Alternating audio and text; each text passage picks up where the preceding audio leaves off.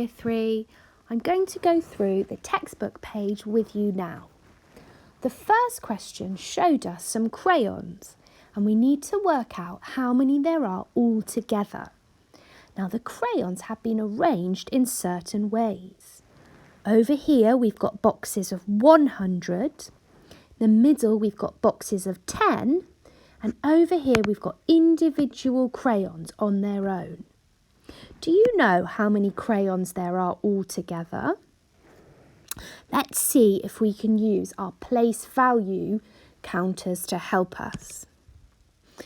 I've got 7 ones here, so I'm going to write a 7. I've got 2 10s. I know that makes 20. And then I've got 1, 2, 3, 400 squares, which I know makes 400. Now I need to add those together and I will be able to find the total number of crayons. Do you know what we would get if we add 420 and 7?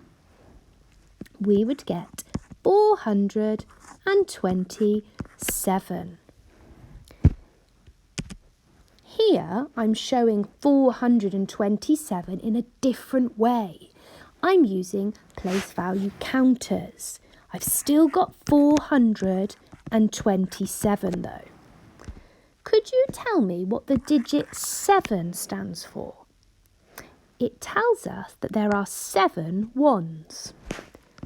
What's the digit 2 telling me? Can you remember? It's telling me that there are 2 10s, which I know makes 20. And what's the digit 4 telling me?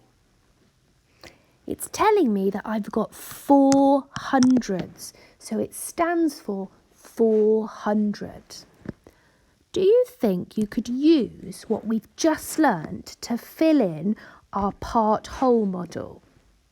We knew the digit 7 stood for 7 ones. We know the digit 2 tells us that there are 2 10s, so that makes 20. And we know the digit 4 is telling us that there are 4 hundreds. So I'm going to fill in the final part as 400. If you're finding it a little bit tricky to remember this, you can try adding your own place value grid on top of the numbers. 7 ones, 2 10s, 4 hundreds. You've got lots of practice to get on with today, Year 3, so give it a go. Have a lovely weekend and I look forward to looking at all of your work.